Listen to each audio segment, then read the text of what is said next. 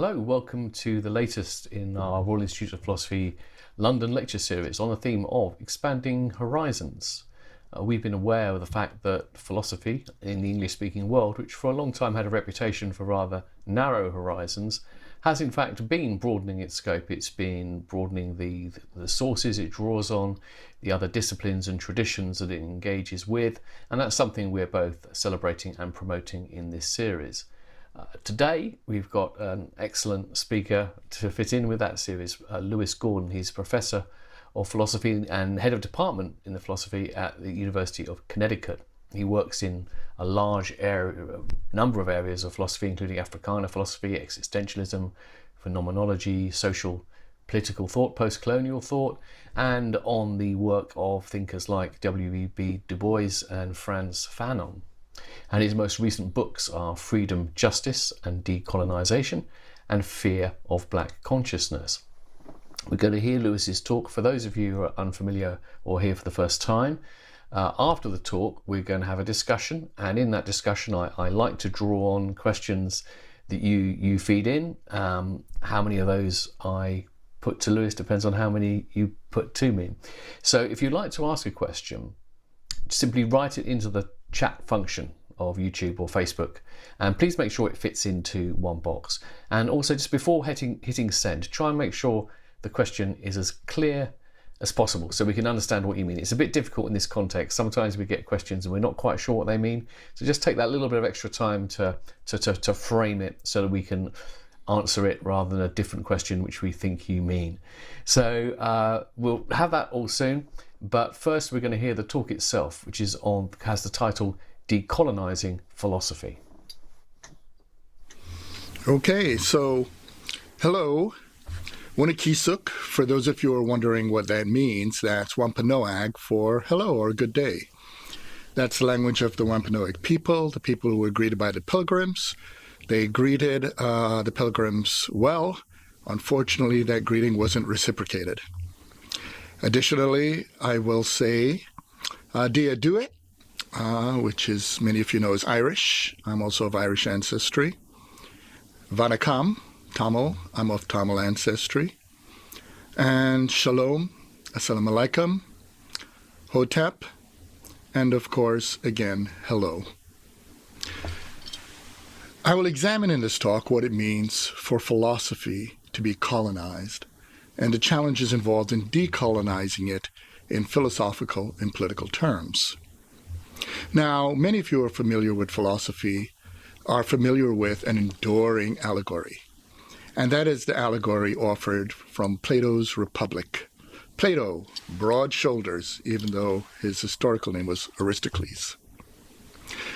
As many of you may know, and for those of you who don't, the allegory of the cave involved a group of prisoners in a cave with a bright flame behind them where they were looking at shadows that they took for reality.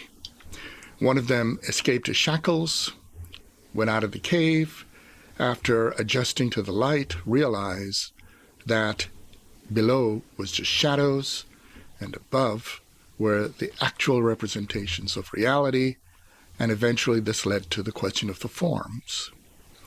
But we should also bear in mind that Plato understood that there was a profound responsibility when one acquires knowledge.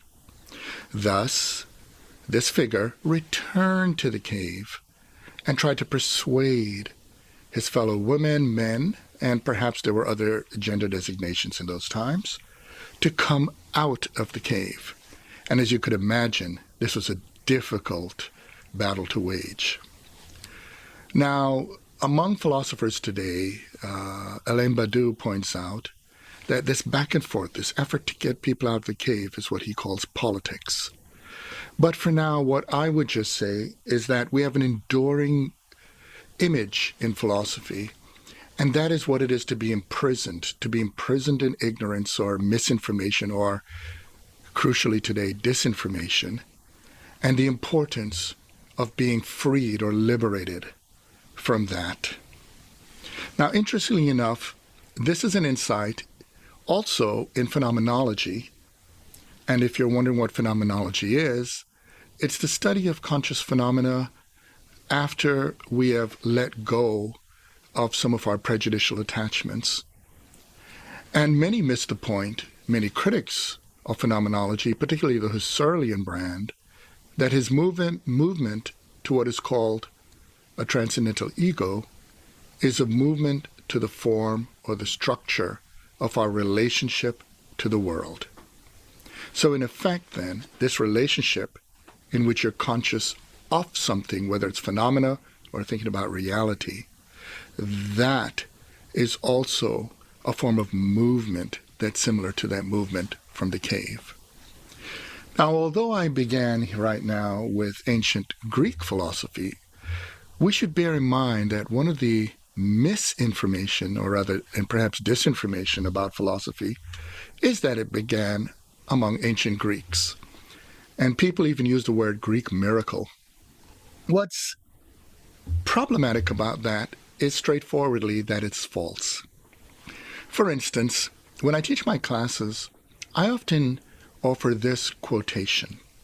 And this is a quotation from an ancient philosopher by the name of Antef. And Antef writes, "Philosophers, or the lovers of wisdom, are those whose heart is informed about these things which would be otherwise ignored. Those who are clear-sighted when they are deep into a problem, those moderate in their actions who penetrate ancient writings, whose advice is sought to unravel complications, who are really wise, who instructed their own heart, who stay awake at night as they look for the right paths, who surpass what they accomplished yesterday, who are wiser than a sage." Man, if you're wiser than a sage, that's some serious wisdom. "Who brought themselves to wisdom, who ask for advice, and see to it that they're asked advice." And that's from the inscription of Antef in the 12th dynasty in Kemet, which is in East Africa, and that is from somewhere around 1900 BCE. So we're talking about basically more than 1,000, in fact, more than 1,500 years before the pre-Socratics. Okay? And that's my translation. The language, if you'd like to know, is Meduneter, and Kemet is the ancient African name for what was a country that was later colonized by the Macedonians, also by the Persians, but anyway, and was renamed Egypt. Now, metaphilosophical questions, because it's a talk about philosophy. In philosophy, we say metaphilosophy when it's about philosophy. Metaphysical question of philosophy and the crisis of the role of philosophers have played a crucial role in what we could call Euro-modern colonialism. Now, as this talk goes on, you'll see why I say Euro-modern colonialism. Just to hop ahead, the reason I say this is because part of the colonization is to reduce all concepts that we consider good into European concepts. And so we presume, for instance, to be modern is to be European, when all modern means is to belong to the present, which means that in many generations, even before the rise of Euro-modern colonialism, there were many moderns. And all the modern mean is you could understand yourself as belonging to the present through being connected to where the future will be. Now, these concerns are there not only in the formalism of what can be called analytical approaches, and analytical approaches tend to be what dominates Anglo-speaking worlds, but it is also a problem of Eurocentric reductionism and textualism of what can be called Eurocontinental approaches as well. Now, you notice I said Eurocontinental. And again, and I'm drawing on Nelson Maldonado Torres here, just as it's a problem to reduce the modern to the European, it's a problem to reduce the notion of continental exclusively to the European continent.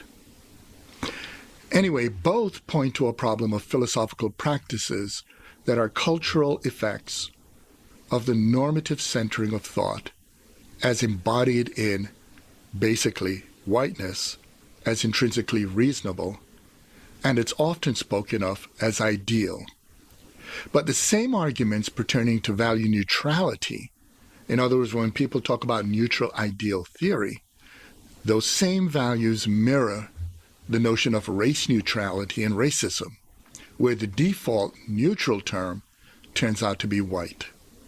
In other words, most of the time when people are saying we're using non-racial terms, for the most part, especially in the academy, it's referring to whites. It can be different in other places, such as certain countries of Africa, but what's strange is that, or in Asia, but what's strange is the moment you get into the academy, it tends to use white as a default term. Moreover, Euromodern colonialism raises a set of questions, and these questions arise from colonial models of how to think, such as first philosophy. Now, if you think about it, if you enslave people, colonize people, if you introduce racism, what this raises is a question of what it means to be human. And if you think about it, especially in terms of enslavement, to designate certain people property is to reduce them to things, which raises the question for them, what in reality am I? Am I a human being? And of course, if you're enslaved, if you're colonized, then this raises the question of freedom. And this is connected to what should I become? And connected to that is the Metacritique of Reason. And now, if you may wonder what Metacritique of Reason is, just as earlier when I said metaphilosophy, then clearly the Metacritique of Reason is a critique of the critique. And this critique of reason is based on the fact that the use of reason was rallied for the purposes of degradation, enslavement, colonization. And if reason can be used to misinform or disinform, then this creates a crisis of reason, which is reason any longer justified? So the Metacritique of Reason raises the question of the justification of justification. Now, along this route, this requires me talking about what it means for philosophy to be colonized, because if philosophy could be colonized, then philosophy suffers a legitimation or justification crisis. Well, colonization in the Euromodern world, particularly of knowledge, takes the form of 1, racial and ethnic origins or misrepresentations of the history of the area of knowledge, which is in this case philosophy. 2, the coloniality of its norms. 3, the market commodification of philosophy. 4, what I call disciplinary decadence. And 5, solipsism. And these are all specialized terms, which I will explain. Now, what I'm going to do is to conclude the discussion of these forms of colonization with what I call a teleological suspension of philosophy as consideration among other practices of thought. So let's get to the first one. Racial and ethnic origins and misrepresentations of the history of philosophy. Now, this is an easy matter to address. All you've got to do is present the actual history with nuanced discussions of the terms.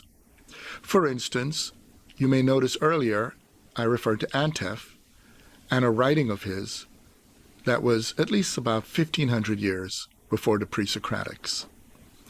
That is doing or demonstrating or showing the history, because simply to mention it would require a passive recipient of knowledge. But the thing to bear in mind is that when one refers to who was first or earlier, that doesn't necessarily mean better. And in fact, it doesn't also mean that those who are later are better.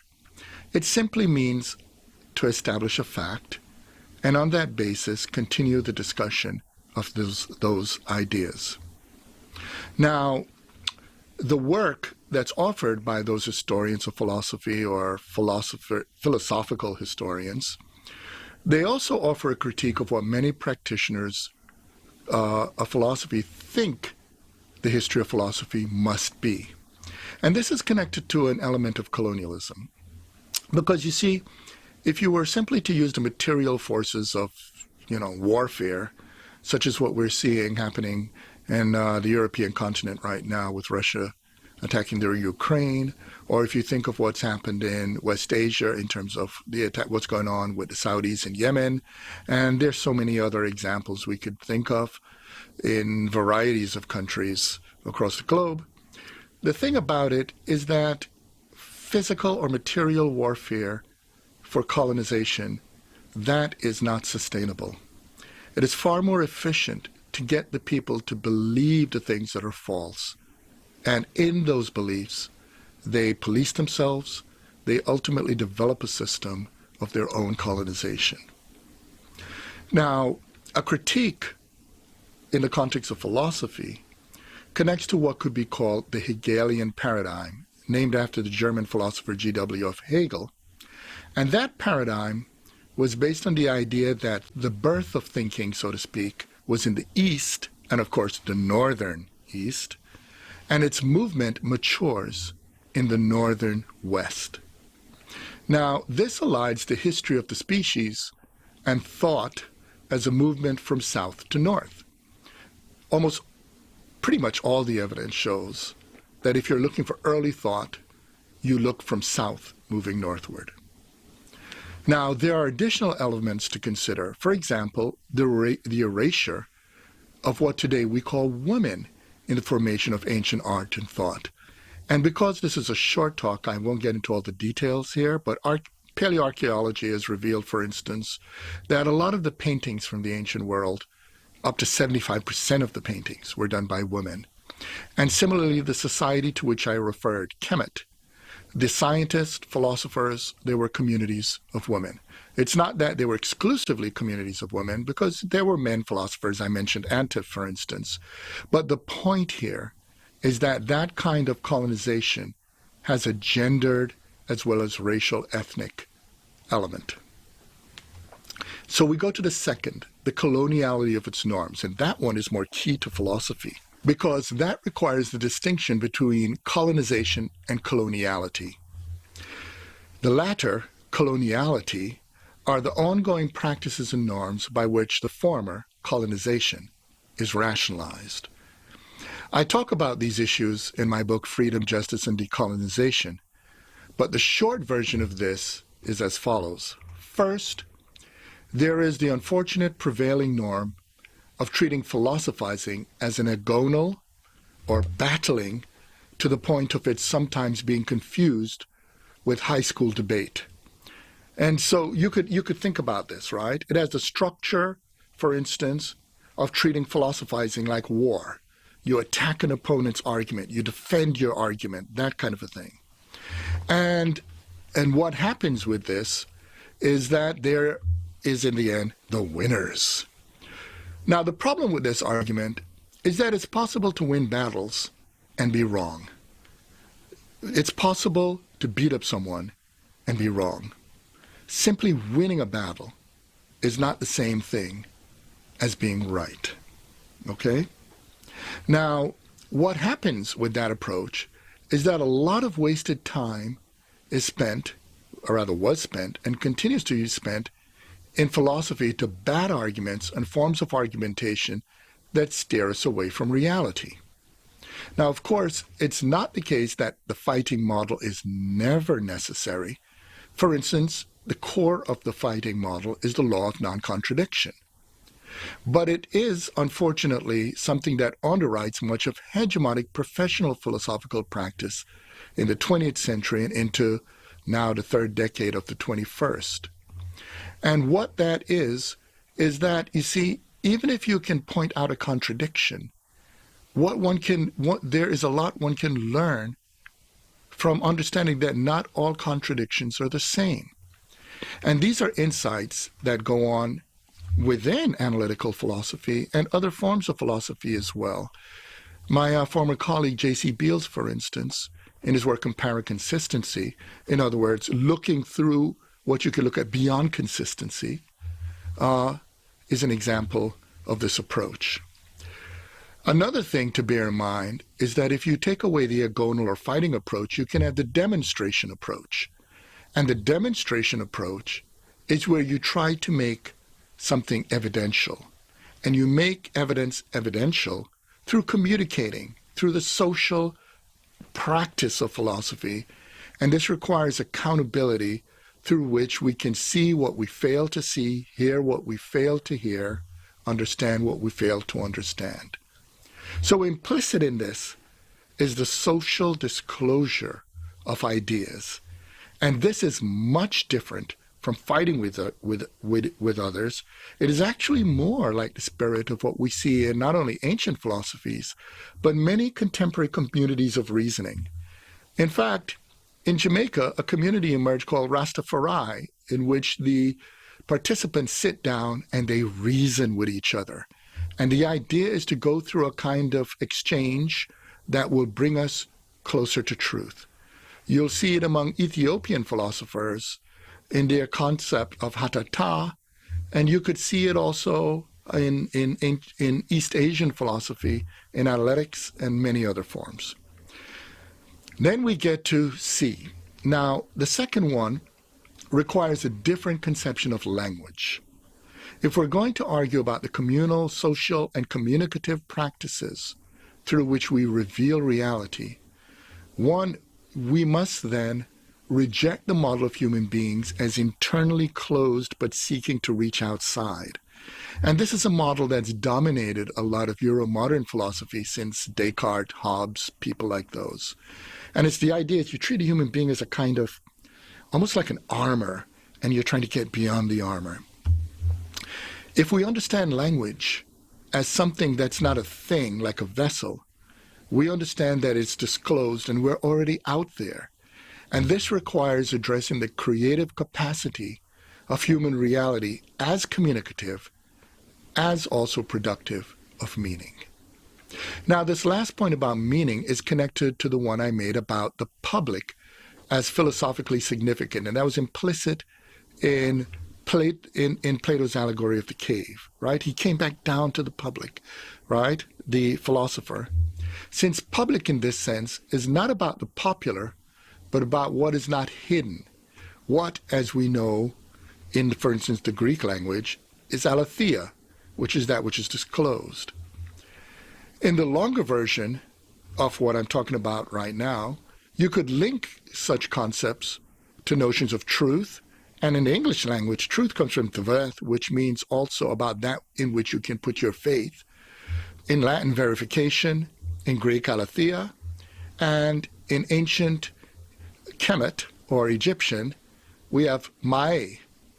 But there are many other examples of this. And they all boil down to the question of accountability as understood relationally, or through what we could call relational metaphysics. And what this means is you don't think of a human being as a closed reality unto itself, as a substance, but you look at a human being as a relationship, as an activity. And in fact, there are many languages in which human beings are looked at in this way. But what happens when you have colonialism is that you make a shift from verb-based languages to noun-based languages, okay? There is, for instance, a philosopher by the name of Michel Spitzer who observed that many languages actually have 70% verbs and 30% nouns, but when colonization occurs, as what happened with the English language, it shifts to having more nouns than verbs because of the attachment to property. But anyway, in that regard, I could basically point out that I interrogate a variety of concepts when we look at this question to address what we rethink as what is considered basic. And this ranges from the epistemological, in other words, the theory of knowledge, to metaphysics, where you look about necessity and reality, to ethics, where you look at norms or what are the right and wrong things to do, good and bad, etc. And I talk about a lot of these in my book, Disciplinary Decadence. Now, there is, connected to this strain of thought, there's also the norm of writing. Now, when many of us think about philosophy, we often think about the canonical works, the written works. But what we fail to understand is most philosophy isn't written. All you got to do is go to a bar, and you'll know what I'm talking about. Most of the time, philosophy is spoken, engaged, reflected upon, and only a tiny fragment is written. And so if you were even to put all the libraries, all the written work of philosophy together that we have, it would be misrepresenting precisely because most of philosophy was never written at all. Yet it is inherited through the oral transmission of knowledge in every society. But of course, one of the misrepresentations of many societies is the idea that only European societies or only Asian and European societies write, which is also false. Many societies write, but the point here is not to make the claim that it's only by virtue of writing that they could be philosophically legitimate. So now we move to the question of market commodification. Now here there's the problem whose structure is similar to what's called theodicy. Theodicy, translated, it's from Greek, means God's justice. Think of theodicy this way. When you're a kid and you argue with your parents about God, you may say, if God existed, why is there so much evil in the world? And your parents may say, look, who are you to question God? That's one defense of God, which basically says you're limited, God is not. The other defense of God is that God gave human beings free will, and human beings screwed things up. But in both cases, God is left off the hook. Now, Theodician arguments, right, basically structure something as divine, and ultimately, through its divinity, ontological. And by ontological, it means it's as absolute being. Now, the arguments, if we look at them from Theodician arguments, they point out certain contradictions, and the contradictions are ruled out because the Theodician being has to be what's called maximally consistent. In other words, there can be no point at which there's a contradiction for that being. Now, although consistency is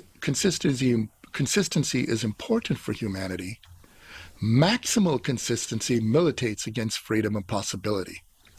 I usually illustrate it this way. Who in the world would want to be married to a maximally consistent person?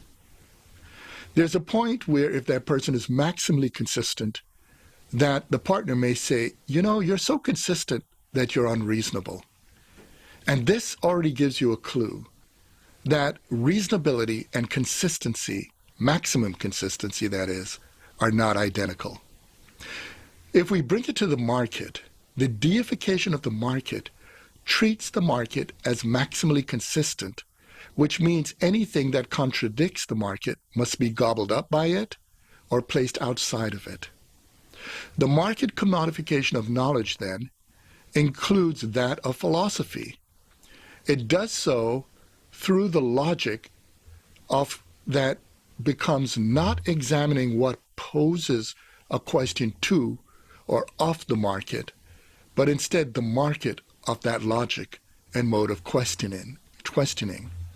Thus, instead of the philosophical analysis or critique of the market, we have the market of philosophy. And the market of philosophy commodifies philosophy, and that market commodification of philosophy is a form of market colonization of philosophy through rendering its capacity to question the market impotent. It also means that certain areas of philosophy hold sway not on the basis of the philosophical reasons they offer, but instead because of their marketability. Bear in mind that marketability now is not identical with consensus or the shared realization of evidence and its evidentiality, but it does function as a force to silence those who may be critics of certain trends in philosophy. Now we turn to disciplinary decadence. This is a term I developed in my book bearing the same name, although it goes back to the 90s from a book I wrote called Phenomenology, the Crisis of European Man. When a discipline is being created, it is attuned to reality and it develops resources through which to address reality. However, when a discipline is decaying, a discipline begins to succumb to the resources of colonization that I mentioned earlier. Disciplinary decadence is a consequence of epistemic colonization leading to forms of epistemic closure or knowledge closure, especially at disciplinary levels. Now, bear in mind, the point is more than epistemological here, but it is because philosophy is knowledge-producing that this concern comes to the fore. This takes the form of structuring a discipline and its methodological resources as if they were created by the gods or God.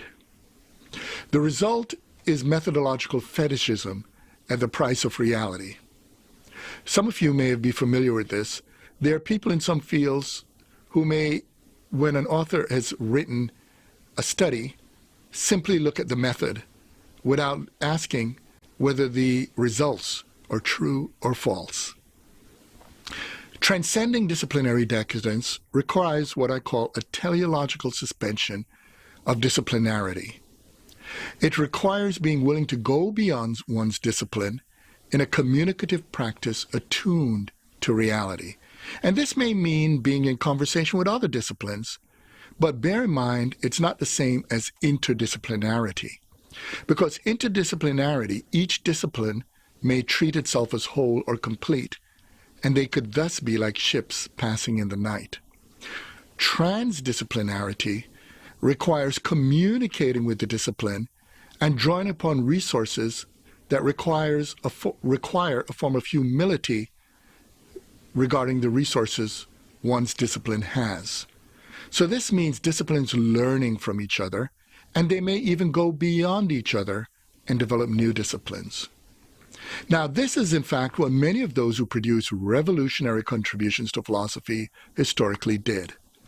They came from architecture, astronomy, chemistry, engineering, geography, law, medicine, physics, poetry, and more. And some of the people I'm talking about range from people such as Aristotle the physician, all the way through to Hume the lawyer. We could go through so many. But if we pick, or in very ancient times, Hotep, who was architect, astronomer, physician, the list goes on and on and on, okay? But even if you just look at medicine, you'll find Imhotep, you'll find Lady Pressahet. These are all ancient East Africans. You already know about Aristotle. You can have Gihong in China, Dao Hongying. You could have John Locke, right? In England, you could have Anton Wilhelm Africanus Amo from Ghana and Germany. You could have Mary C. Cole from Jamaica. You could have Zhang Xingzhong, William James, Leo Tolstoy, Karl Jaspers. These are physicians, psychiatrists. You could have the engineer and architect Ludwig Wittgenstein. You could have the psychiatrist Frantz Fanon. There's so many others. René Descartes, physics, mathematics, etc. Bertrand Russell, Lord Russell, mathematics. But the point is, or Husserl, Edmund Husserl, mathematics, but the point I'm stressing is that they're looking at reality and more concerned with the problems, and in doing so, they generated new philosophy. So philosophy, in other words, is imperiled where commitments to truth and reality fall sway to disciplinary and methodological allegiances, the result of which is a set of siloed practices. And this leads to the last, solipsism. Now, this is a technical world in philosophy, but the short version is if you treat your discipline as the world, then you've turned away from reality, and solipsism becomes the effect. Solipsism is evident from all the premises I just offered. And epistemic closure leads to the false conclusion of an ontological reality, an absolute reality, into which all possibilities are squeezed. Now, if you're going to decolonize philosophy, it's pretty clear that to do so is something more than an attunement or attitude. The clearly relational arguments here means that philosophy should consider being true to its roots of connectedness and relations to reality instead of normative appeals to purity, yes, scare quotes, purity, and reductive reasonings of translating reality into singular domain. And this is something, there are a lot of people who are obsessed with translation. But you see, the thing with translation, and I think the philosopher Quasio Arruda, in his book Cultural Universals in Particulars, did a splendid job with this. He pointed out that there's a translation fallacy. And the translation fallacy is to treat all languages as isomorphic, as having a one-to-one relationship with each other. But the way we actually learn languages is that we discover that different languages may have different concepts that are not translatable into other languages. And what we have the ability to do once we've learned a language is simply to learn the new concepts. Okay? And in learning this new concept, if we treat, for instance, our area of philosophy as a language, learning the new concepts means that philosophy, ironically, has the ability to go beyond itself. This, of course, means drawing upon the openness of multidimensional and multi-relational approaches to the study of reality. Now, of course, the question of reality, scare quotes, is raised here, but bear in mind how it places out how it is placed with the term human reality. The human in the formulation is not a closed idea as in substance that I mentioned earlier, or in formal logic a well-formed formula, but instead an ongoing openness of becoming that also constitutes. So a human is more like this instead of this, okay? Or like this instead of this, instead of closed, okay? Now this insight is in many languages, and the symbols they use to articulate humaneness, and humanity. For example, in Chinese you have ren, which is symbolized more like this symbol, and you can see the openness, and it refers to the human being or person. But in the language of Medunetter, you could also think of the concept ankh, and that concept, referring to humankind or rumpt, is usually symbolized by a sandal, right, ankh, with flowing water, and you could see again, flowing, like existence, and a human figure poised to stand up. And you could see how philosophical this is, because a human being is something from the earth that rises. But of course, the human being doesn't fly. Now, mankind or humankind as rumpt is also symbolized in that ancient language as a figure, or at times a male and female figure, or sometimes three figures, poised to stand up. So again, in the very symbols, we can have the philosophical richness. Now, as meaning is at work, when the vessel model of reality, the closed ontological model, that should be questioned into the unfolding model in which we are successive subsets. Thus, reality has ontological parts that are transcended through open possibilities. In other words, the idea of trying to contain reality is already fallacious. One relates to reality. Now, to conclude, at a practical level, we should remember that most philosophical knowledge, as I mentioned earlier, isn't written, but engaged through varieties of media, from spoken to signed to performed. At the political level, there's the need to rethink the logic of outcome before performance. This requires a kind of responsibility akin to political responsibility. And this is back to the allegory of the cave, the political responsibility, where its undertaking, as always, is always for the production of what is greater than the self, and is, in the end, an inheritance across time to those who are, ultimately anonymous to those who produce it. And that anonymity, when we think about it, is a profound form of anonymity, because it requires a commitment that's premised on something or rather other than a narcissistic attachment to a reproduction of the self, into a more radical conception of openness, which I in my writings call radical love, which is an understanding that one participates in the condition of possibility for others to learn and to develop the dignity and freedom to understand and relate to reality as well. And because we may never know them, just as the ancestors of which I spoke, of whom I spoke, whether it's Imhotep, Antef, Plato, Aristotle, Hypatia, Pressahet, all the way through to individuals such as Simone de Beauvoir, all the way to the present. The point of the matter is, they wrote, and we today, in relation to them, were anonymous, just as those to come in relation to us are anonymous as well. But this commitment to truth is something that connects humanity subjunctively across generations. And with that, I end. Thank you.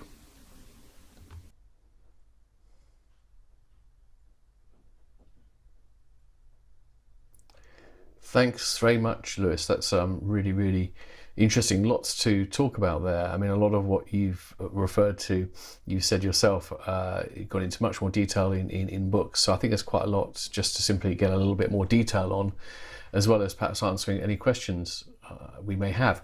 If you've got a question, could I ask you please to put it into the chat function on YouTube or Facebook? And again, sorry to keep banging these things home, but people tune in at different times. Please try and make sure your question fits into one chat box, and please try and make it as clear as possible. Try and sort of like, imagine I'm a bit stupid and I really need your question to be as clear as possible so that I can understand it and pass it on to Lewis. Before we get to some audience questions, I've got a few things perhaps to ask you myself, Lewis. Perhaps a little bit of expansion, actually. Early on in the talk, you talked about how a lot of language, concepts, things which are officially non-racial and neutral, their default terms, they actually are white. And I didn't get time to give examples. Could you perhaps sort of give us some examples of what you mean by that to try and make that point vivid? Oh, certainly. If we think about, for instance, when we read many ordinary text, and we simply hear terms like a person, a woman or a man went to the store, most people, they presume that an individual, at least in the context of the North American and the European Academy, are white, or in the satellites of those places. For instance, if you're going to study at the University of Cape Town in South Africa, or if you are in certain places such as the university in Kenya, etc. Now, my point is not that this is absolute. One of the things we should bear in mind is that a lot of this came out of historical social scientific work. And what I mean by this is quite a number of the ways in which we get data, get information on ordinary people, are based on studies of basically freshmen and sophomores in northern academies. And the majority population in those academies are white. So that's where some of that presupposition comes in. But it also has an insidious element, because at the level of normative popular culture, there's an extent to which we're bombarded with a conception of reality and human beings as white, except when an adjective is placed before them. So for most people, when they hear the terms woman, man, or boy, or girl, or person, they presume they're white precisely because they did not hear black man, black woman, brown woman. They did not hear Latino or Latinx or Latina. They didn't hear Punjabi or Dalit, or they did not hear Tamil, etc. And this pertains as well to East Asians. So in the context, for instance, of, say, the Chinese Academy, although often there are people who may presume in their everyday life that they'll meet a person who's a fellow Chinese person, quite often in the academy, particularly if you're at a place like the University of Hong Kong, or if you're in Beijing, there is a sense in which if the moment you're dealing with abstract humanity, the default becomes white. And it's rather striking, especially when I've had students from China or from Japan, and we talk about this, they actually say, yeah, they didn't even realize the extent to which, when they're reading and writing, and they're thinking about a universal human, a white human, an abstract notion of a white human pops up. But of course, this needn't be permanent. This is a function of a reality of colonialism, a notion of a hegemonic assertion of who counts as human and who does not, and also the legitimating practices that embodied real thinking, real organization of ideas in people who are white. And the point I'm making here is not simply racial. It is also gendered in such a way that many people historically presume that the agent of knowledge, if one were to say a person, would be a male person. And that's one of the reasons why in the lecture I brought up that even when we think of Paleolithic humanity, we often think of a person who is male, when in fact, quite a bit of what we have inherited were produced by females. Yeah, thanks for that. I can certainly see that in terms of, the default human being being taken as white. And we actually had the little image there, the Vitruvian man, as to sort of illustrate that, that this stands for humanity. Guess what? It's both male and it's white. And obviously in psychology, one can see this is a huge problem because the vast majority of psychology experiments are conducted on white, Western, industrialized, rich males, young students generally.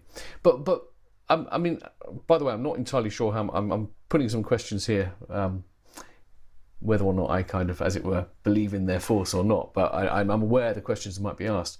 People will say that may be true of that, but what about, at the conceptual level? If we talk about the sense-reference distinction in philosophy, for example, or we talk about, truth and so forth, I think that for a long time in philosophy, there's been a view that, look, there's nothing white about those things. There's nothing colonial, essentially colonial or racial about those terms. Do you think that's wrong? Do you think that even these kind of concepts that philosophers deal with, which don't on their surface appear to have any particular, racial bias to them, do you think they too have these sort of colonial traces? No, I don't think that. I do think that terms, however, the mistake we make is when we look at terms as being permanent and fixed. If we go back to the old Parmenidean, Heraclitean debate, or if we go back into ancient Egypt or Kemet, if we talk about the flow, the primordial chaos, and we would talk about Achman. The basic point is about how we use the terms. So, for instance, within a colonial framework, the idea is to use the terms, the formalism as an example, in a way that makes it barred to bring in the form of specificity that may actually bring that formalism in relationship with reality, that may bring out its contradictions. So, for instance, if one were to say sense and reference, that there's nothing racial or gendered implicitly in that. But if one were to say that it's only legitimate if we were to talk about sense and reference in a way that doesn't bring up how sense and reference may actually be part of a particular organizational professional practice, that may make us not bring up the reality that there are languages in which sense could be questioned as a sense of what? In other words, a relational sense of sense, or reference to what?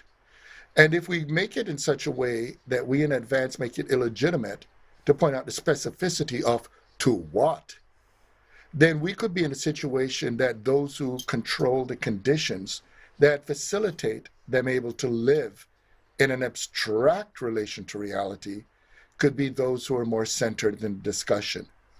And so a good example of this is if we would think about the presupposition that we're more legitimate if we ultimately, or even more universal, if we were to say be colorblind. But if we are to be colorblind, we may have a certain form of formalism that already makes, in effect, those who are able to be identified as supposedly colored may have in them an intrinsic illegitimacy, which means that we'll have to come back and question, why is it that we're attached to something that extracts away rather than something that connects? And of course, when I bring this up, I don't mean to say it intrinsically will automatically make it racist or sexist. Not at all. What I'm saying is that we may, if we're going to be radically committed to questions of truth, ask ourselves, why, when we extract away, do we treat that as the end or the completion of a story instead of part of a story? So what I'm arguing there is for us to bring some humility to it that will enable us to be in a proper critical relationship with other dimensions of reality that could appear. Thanks. Actually, you beautifully led into our first question I'm going to take from the audience, which is from a colleague of yours, Ian Kidd, at the University of Nottingham.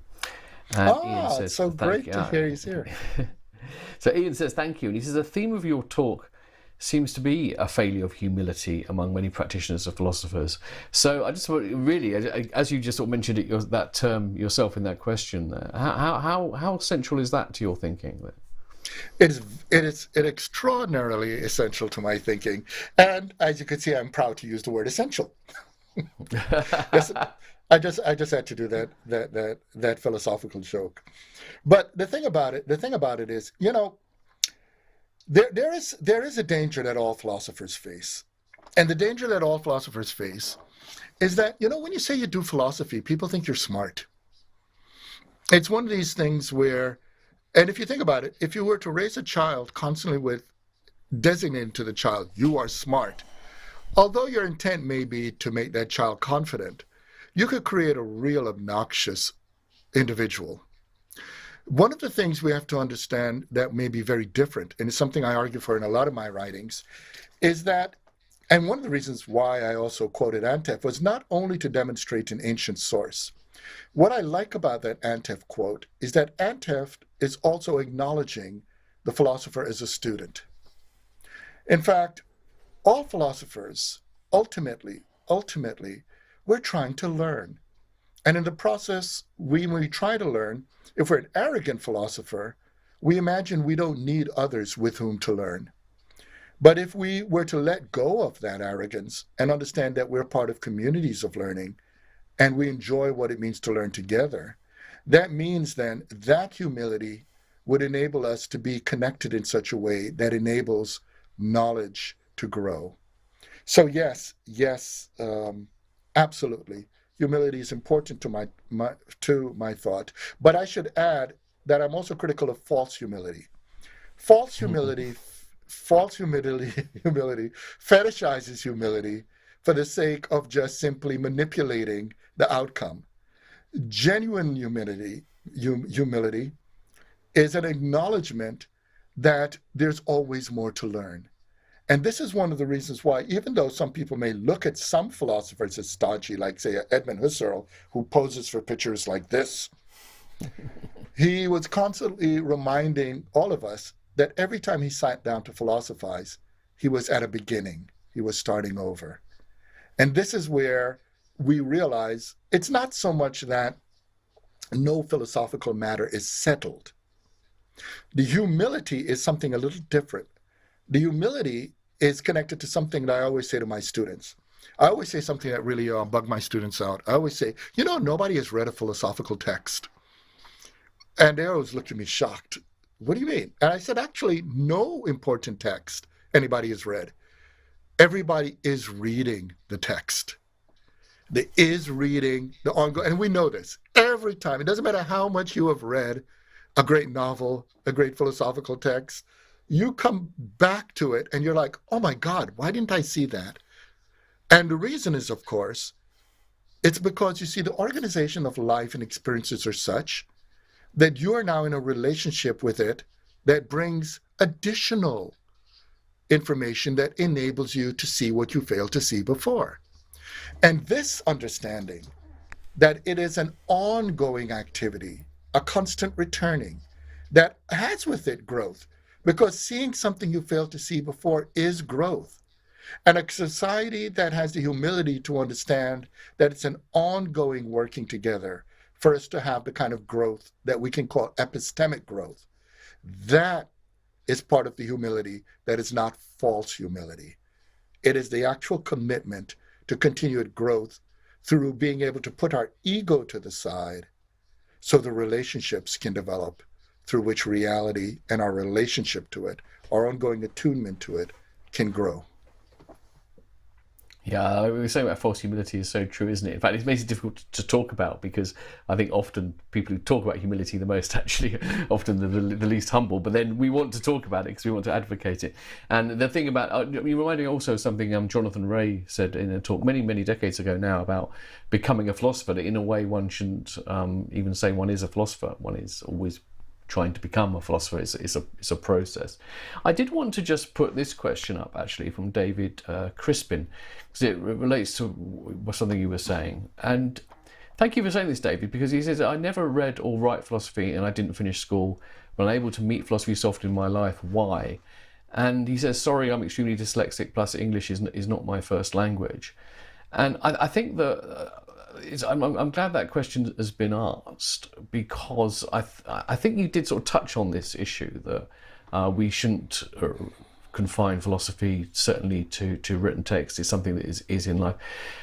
But also, the exclusion, things around exclusion can occur for reasons like this: being dyslexic, for example, or not speaking the language which a dominant tradition of philosophy is spoken in.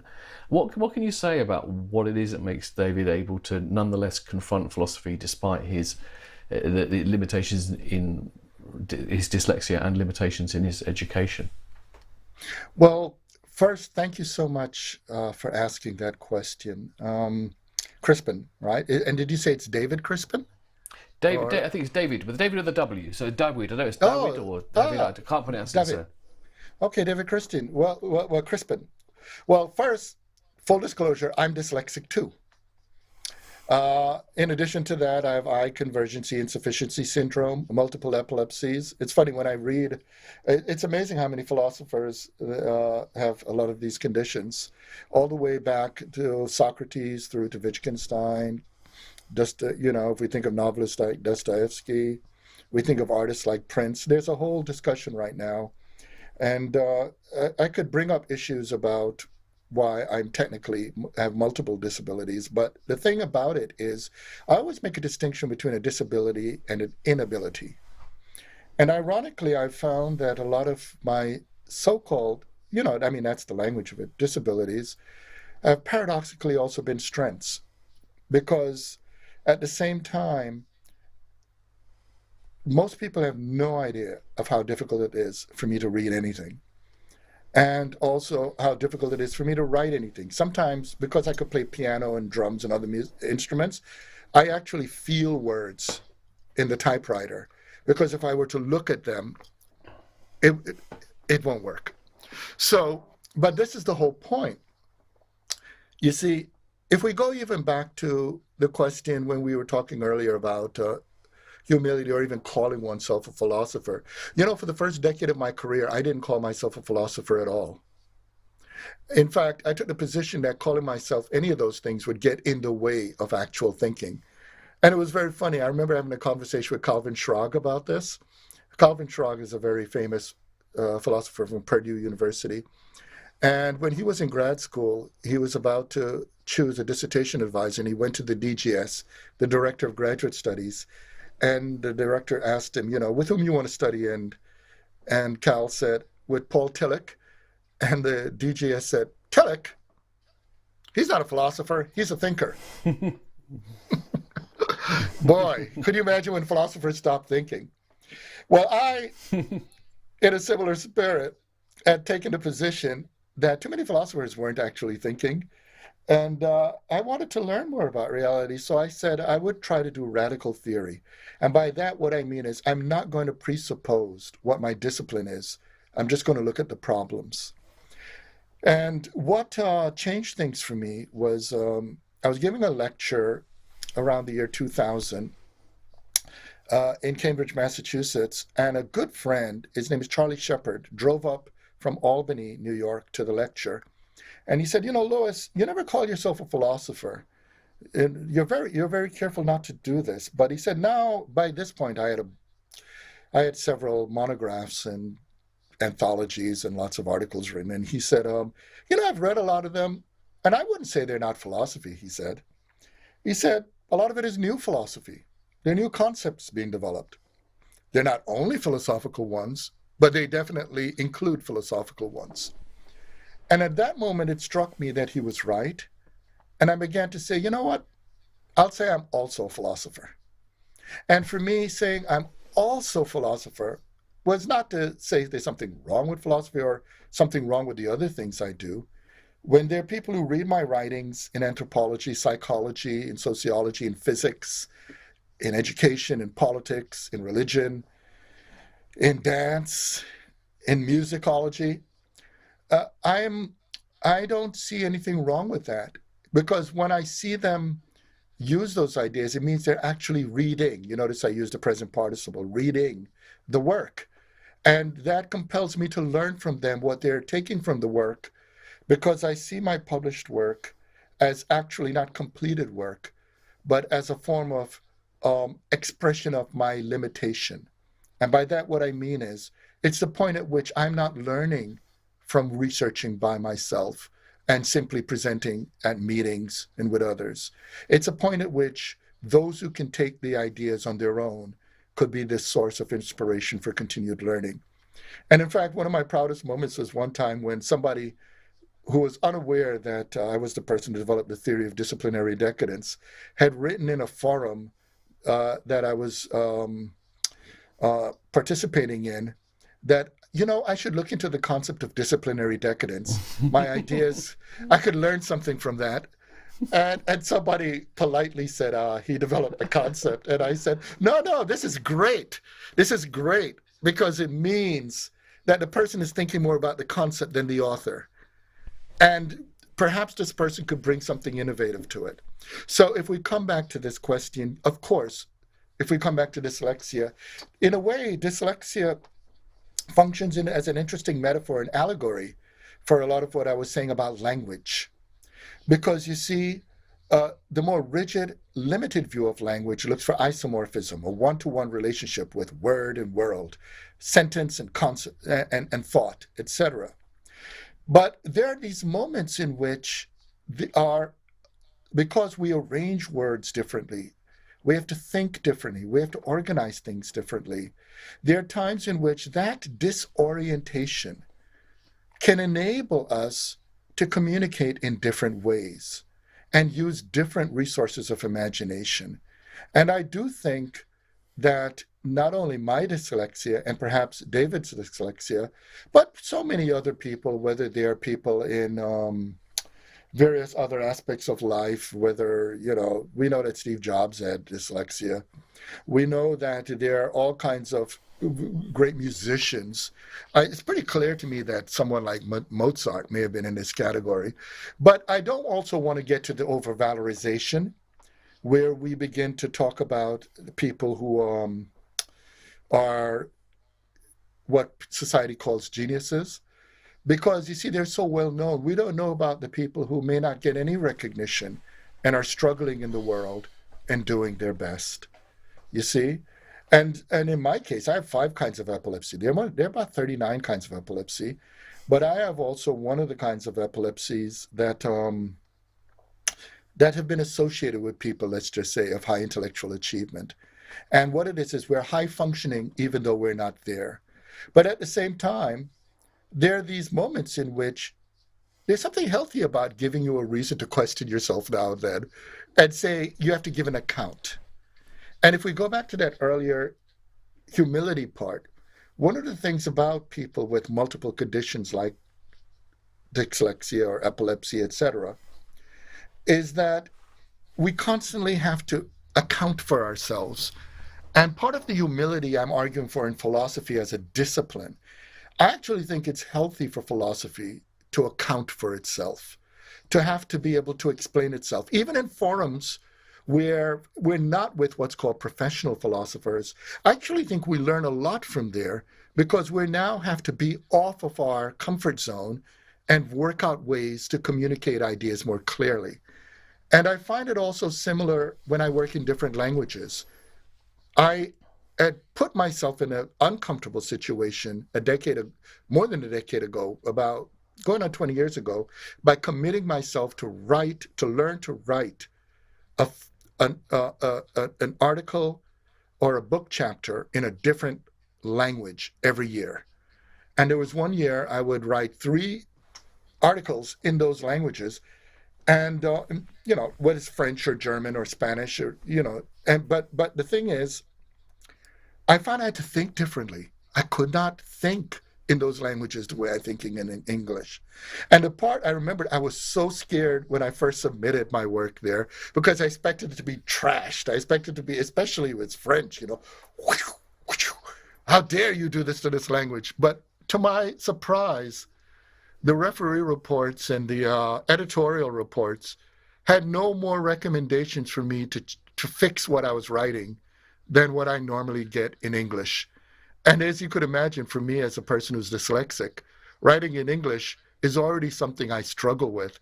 So in a way, it was not only an affirmation of the importance of writing with humility, but it's also a celebration of you can survive if you actually act to give a good account, do your best, and learn from the feedback others offer. Thanks so much. I should say a lot of the comments have actually been just to thank you for the talk, and several of the questions are actually asking in some ways for some practical advice about what we can actually do to act on what you're saying. I don't know whether that in itself would be something that pleased you, but there's one question here from, and I apologies for pronouncing the name, Saroj maybe Chowdhury. And I think it relates to this idea of disciplinary decadence. You talked about the need to escape silos and how the problems of being in particular disciplines and methodological fetishism as well. And this question is asking about prerequisites for a research proposal, wherein one is required to outline the method and methodology in advance. For example, if one is intending to pursue research on gender relations among a certain tribal community and cannot decide on the research methodology at the outset, the profession, the academic world, has these kind of disciplines which do force people to, really choose their methods, spell them out, etc., etc. And I think a lot of people think that although that may have problems, there's a need for that kind of discipline. If you don't have it, what do you have? How would you decide on research proposals if someone comes along and says, I'm not sure about what methodology would be, it's too early to say, I want to be open, I want to be... How do you then even say whether it's a good project or not?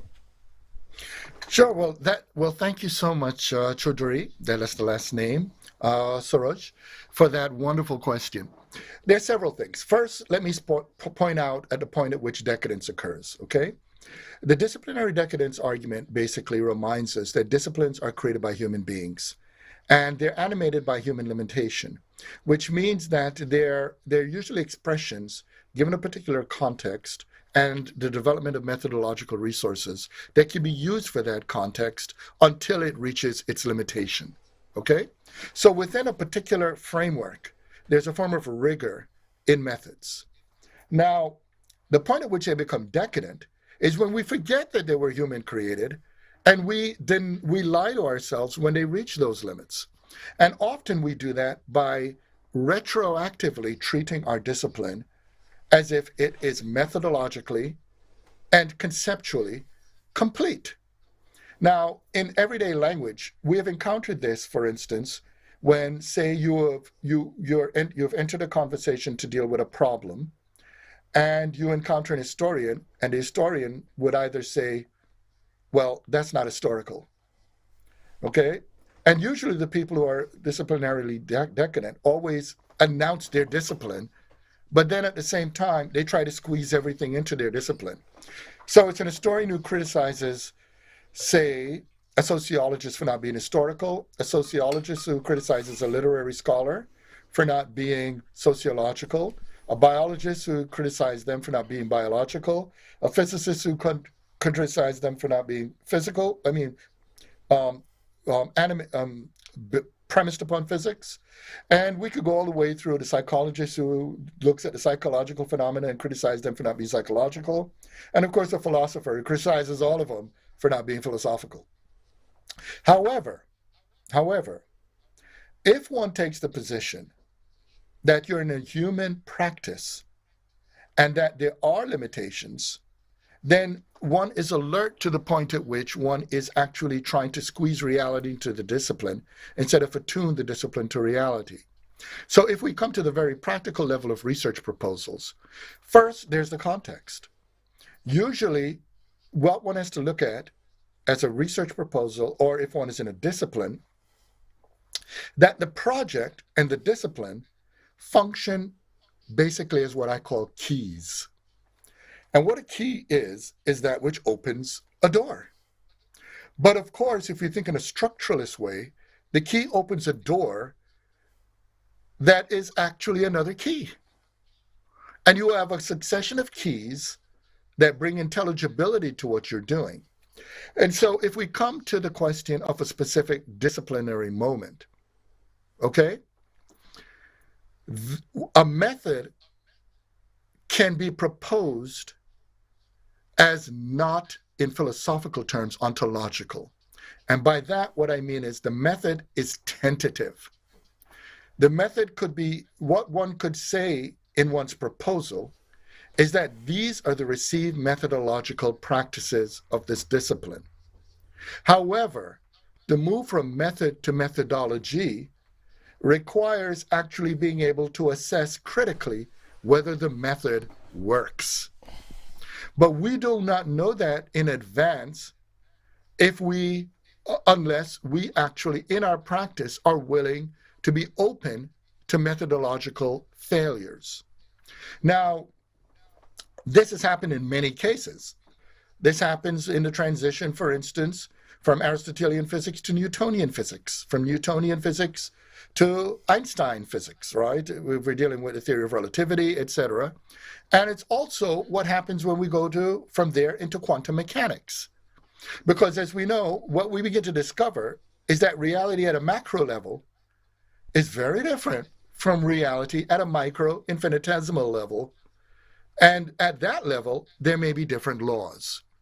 Well, similarly, when we're dealing with human reality, to impose onto that reality a methodological framework that already has a completed domain would require for human beings to be closed off from possibility. In other words, for the human subjects to be completed subsets of that domain.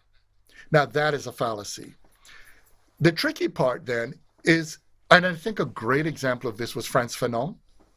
Frantz Fanon basically said that if he's going to deal with the colonial imposition onto methods, then he said he would leave the regular methods to what he called botanists and mathematicians. Because what he's trying to say is they have a very direct, staked out domain. But if he's going to be critical, even at the methodological level, he has to suspend his judgment. He has to suspend the notion of the legitimacy of even whether the methodological inheritance he had from psychiatry is not itself affected by a particular effort to make human beings, or a particular class of human beings, into colonized subjects. And I'll give you an example of what he meant. He would have clients who would come to him and say, I'm suffering. And he would say, from what? And if they pointed out from being degraded daily, from being called the N-word, from being treated over-sexualized as a woman, etc., he would say, don't you think there would be a problem with you if you were not angry at being treated that way? In other words, perhaps you are suffering because you're healthy. Now, his advice to those people is you have to go out in the world and be active, socially active, politically active in transforming the way you are affected in life. But if we back up, if you presuppose the completeness, the methodological completeness and legitimacy of the inherited psychiatric practice, then the goal should be to make the client at home and happy at one with a society that grades him or her. That would in effect be the happy slave. And in fact, there were actually developments in psychiatry, for instance, concepts like drapetomania. Drapetomania was an enslaved person who was suffering from the illness of desiring freedom. So the point at which you can be self-critical of your human science, that's the point at which one has to not presume the legitimacy of the method, but be open to question it, especially when it produces results like happy slaves. Thanks so much. We've got a little over 10 minutes to go. I'd like to try and get a couple more questions in. Again, another practical one. I imagine this is a question you asked quite a bit. A lot of people have been persuaded that they do need to broaden what they're teaching, studying, and what they're teaching. A lot of teachers. And a lot of them, like me, have this slight problem, which is that all our education was extremely narrow. We didn't learn back in the day the things that we wish we did learn now. Last week, Chike Jeffers gave a really good talk on Du Bois, and Du Bois didn't appear on any curricula that I was studying when I was a student. That's my loss. So somebody who's going by the name of insert philosophy here, people don't often go by their real names, says, how do we expand the scope of philosophy coverage to include broader perspectives without simply tacking on non-canonical philosophers, but integrating them into a holistic diversity of philosophy? And I think the background to a previous comment this person made, background to this being, of course, that people are often coming to this as people whose own education, own background to date doesn't have the diversity and richness in it that they aspire their own students to have. Well, thank you, insert philosophy here. That's a wonderful question. And there's several things I could bring up. First of all, my training, my formal training, so to speak, I was, as an undergraduate, formally trained in what's called analytical philosophy. I was also trained in classics, but classics as defined in terms of Greek and Latin. I was also trained in political theory, and I also loved astronomy and physics. Okay? Now, within that framework, I wasn't getting a lot of the things I'm talking about today. But that doesn't mean I wasn't getting something. Because remember before, I said all education is a key. And what I was developing was a skill set. What I was learning was how to learn.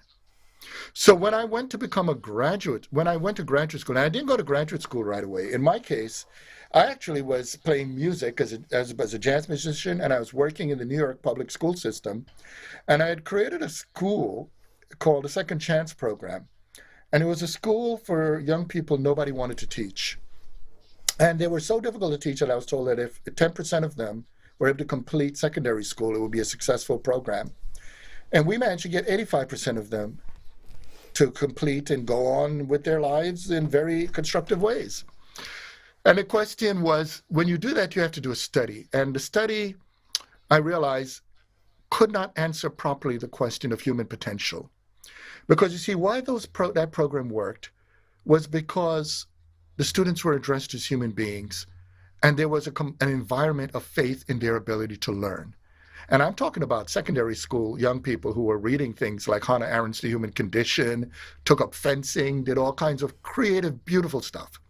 So what am I leading up to with this story? Well, you see, the thing was, I never enter a classroom as a didactic professor or as Moses with the tablets. I enter as a person who fell in love with learning and continued to learn. And what I discovered along the way is that my students are not only people who are learning, but they bring experiences that I too can learn from. So we learn together. Now, it doesn't mean that as an advanced student, I don't have a kind of authority or legitimacy, But you see, because I've announced myself as an ongoing student, it means I have to account for myself when I explain things, which means for the students themselves, there is a distinction between an authority and the demonstration of what it is to be authoritative. Now, how does this come about? Well, you see, because of having studied Greek and Latin, and because of my background as a person who's Jewish, being related to Hebrew, it opened the doors for me to study other languages. And I began to, as I learned them, begin to see anomalies, things that didn't add up, things didn't make sense. And what I've learned also as a musician is that you learn through doing. You perform the music, you work at it, and you are opening up yourself to continued growth.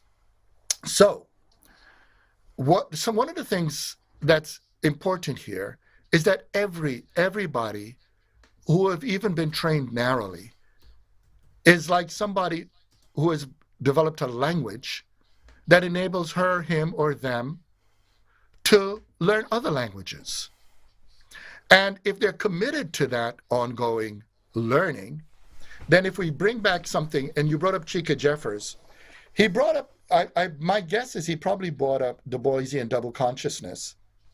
And what Du Bois pointed out in his discussion of double consciousness is there's one kind of flat double consciousness, and that's when you only see yourself as in terms of how the society has constructed you, okay?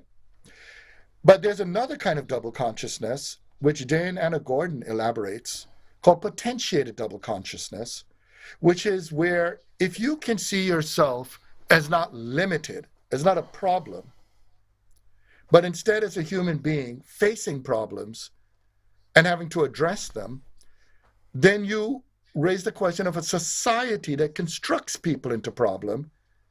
And now you can address that society the way Fanon had those clients address the society. But it means taking on the responsibility of what can be its potential. And this potential, this dialectical movement of growth, is called learning.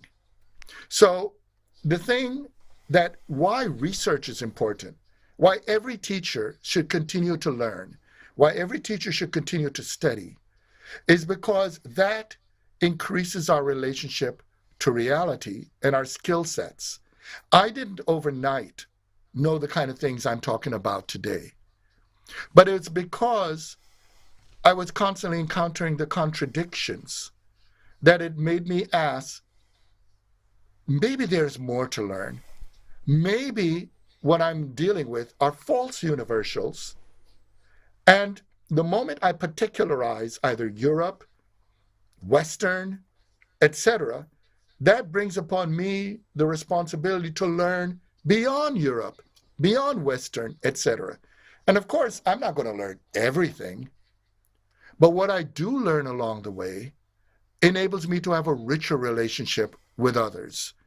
And also, even though I don't always speak the languages perfectly, for instance, even in the, I just so people could spell it out when I was referring to the Irish, when I said Diaguit. The right pronunciation is Diaguit or Diaguit.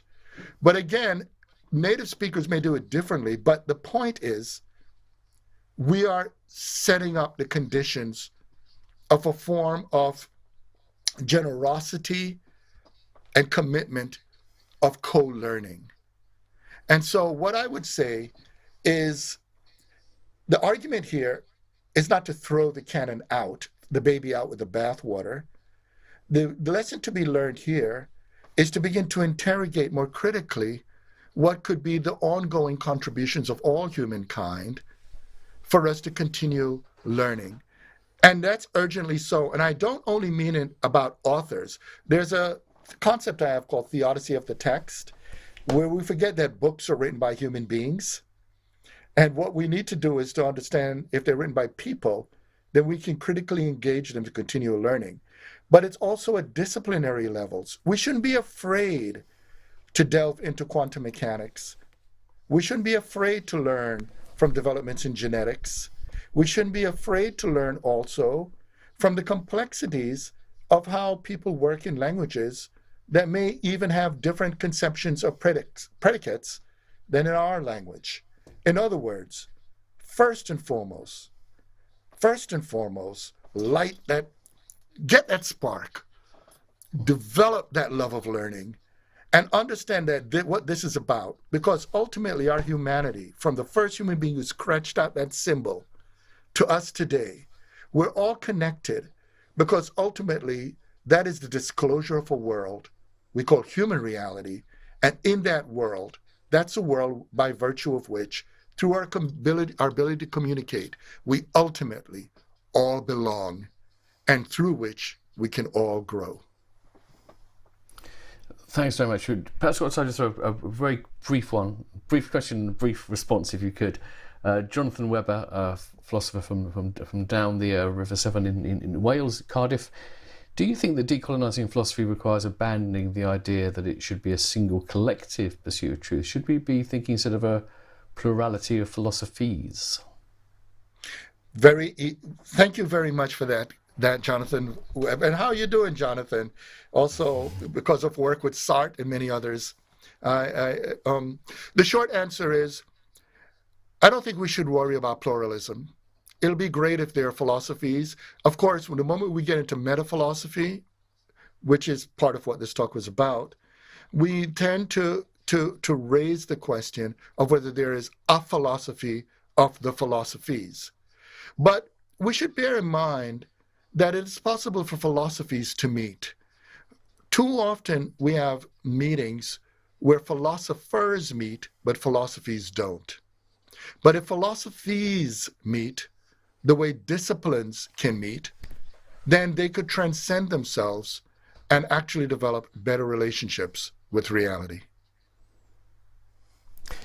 Thanks very much indeed. I don't know whether you would agree with this, Lewis, but I mean, it struck me that when people talk about decolonializing philosophy, there is obviously quite a lot of resistance to that at the moment, and some people who think that people are too, I don't know, people talk about, excessive sort of guilt and historical this and the other, but it seems to me that when you spell out what's necessary for this, actually the things you spell out, you could spell out a list. You could say, let's have openness. Let's think about the relationality of human beings rather than the atomization of it.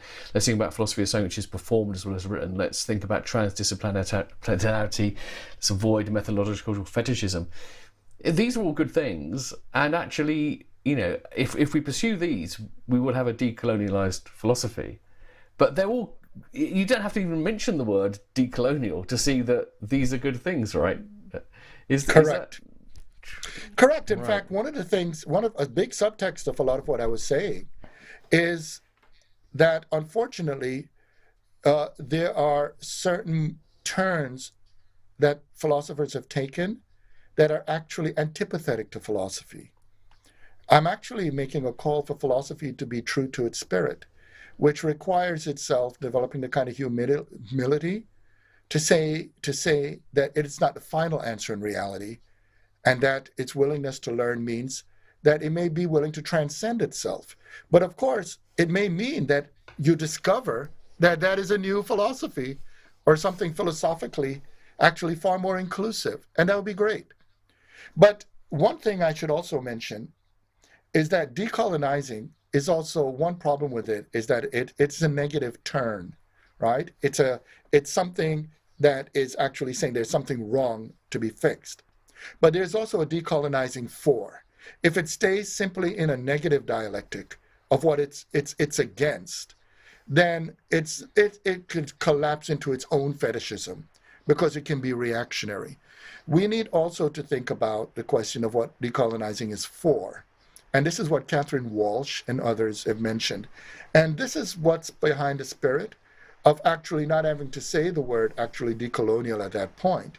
You notice I said teleological suspension of philosophy, etc., but we didn't have to do that. We could say philosophy beyond philosophy. And again, it's a paradox.